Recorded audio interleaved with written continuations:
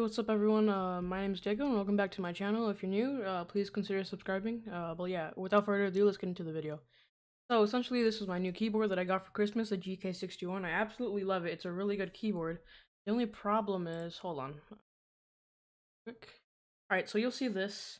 I have my RGB wave here. The only problem is, I had to do this manually. The reason being is because this software is so buggy and I'll explain what happened. So essentially, my keyboard arrived and it worked perfectly as it should, but I saw that it had a software, so I wanted to download it. So maybe I could do like different like I don't know, colors on WASD or my numbers and stuff. Um Terrible idea. Don't I mean, if you don't want to download the don't download the software if you can, because it'll end up deleting some stuff. Like for what happened to me, it wiped light modes 1 through 5 that you do by hitting FN and close bracket, which cycles through like this RGB wave and a spiral. But if this happens to you, if that same problem happens to you, or some of your light modes don't work anymore, I'm here to help. So essentially, what to do to gain some modes back is what I'm going to teach you here. Is what you got to do. I'm going to start a new one, by the way. So I'm going to make a new one. So click here on this arrow, click create. Okay, so there I have light mode 3. I'm bare bones here. So now click this little button that's the pencil, and that's gonna edit. You already see that there's gonna be one thingy here. Don't worry about that. Just add RGB. Doesn't matter here on what color, but we'll start on dark blue. Okay, so and then we'll add another one. We'll just ever so slightly change the color, and then we'll do that again, and we'll change the color. We'll leave it at that. Okay, so you could do way more. You could do like 6 different ones to make it look a lot smoother, but I just want to keep it nice and simple for you guys. It's not going to look the exact same, but like I said, you can tweak that later like I did. But essentially what you want to do is after you've got all 3 of your colors, just choose on one of them and then click and drag over some of the keys. So we'll do those. Then click your next one, click and drag over your keys. This one, then click and drag over your final keys. And go through them and make sure that each key has a color. It doesn't really matter what keys have what color. Just make sure that they each have their own color. Alright, good. So now that we have that, and the reason for all the colors to be really closer to each other is because it'll make the RGB wave a lot better. And I could also show you some other things too, but here, let's just, what you want to do to save this is just click the save button here. And from then on, you might be confused, like, okay, well now what? Well, go to your configs, and here you'll have light mode 3. Now, I could add it here, but I'm not gonna do that right now. So let's click light mode 3 on my layer 1. So I click light mode 3 here. You click view, and then like it says here, apply. Okay, so there you go. On my layer 1, there you go. I have my RGB rainbow. But let's see. So it won't be as smooth as it once was.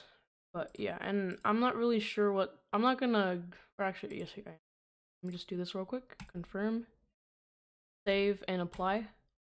Okay, so now that this works, I press.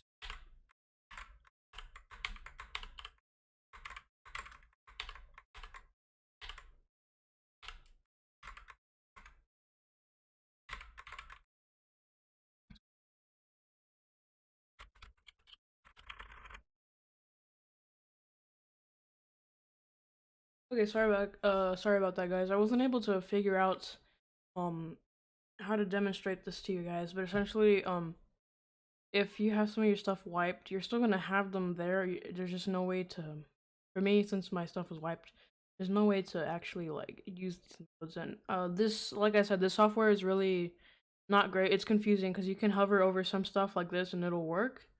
But like in the LE files, like if you want to do something, you can hover over it and it won't tell you what it is. You just gotta kind of assume. But yeah, basically it's a Chinese software, so some stuff is gonna be interesting. And also, that's not even my model of the keyboard, but it still works somehow. So also another question that some people might have is in the software, um when you first open the software and you have your keyboard plugged in, it might say keyboard not compatible, which is false. All you have to do is just like unplug it and replug it and it'll use it. But like I said, you need to download the 0.29 version. Okay guys, so during the tutorial, I'm also having problems on my own, so like I said, great. Um, but it doesn't seem like I can show you, like, on my keyboard, the effect. But at least I've taught you how to do the effect. But yeah, like, right now, even though it shows that it's RGB and everything, it's not even gonna show it here when I click save. But you get the gist. You, basically you can add as many layers as you need to. Like, I personally recommend doing probably like 6 different sections, and all the colors extremely close because it makes a really neat wave. But like I said, you can make it pretty basic and just do 1/3 of the keyboard. And if you really want to make a super basic one and you don't even really want the wave, you can just essentially just do here's what we can do. You can essentially just add an RGB, drag it across the whole thing. Theoretically it'll just cycle through the entire RGB, but I like the wave. So. But yeah, so sorry about that. That we're having technical issues, but you know, that's what happens with this software. It's really not a great software. But yeah, let me know in the comments if you guys have any questions. That's probably as detailed as I can get because I'm still learning.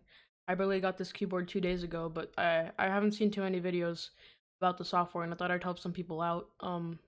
But yeah, thank you guys for watching. If I helped you, please consider subscribing, leaving a like, leave your questions in the comments below, and have a great day, guys. Bye.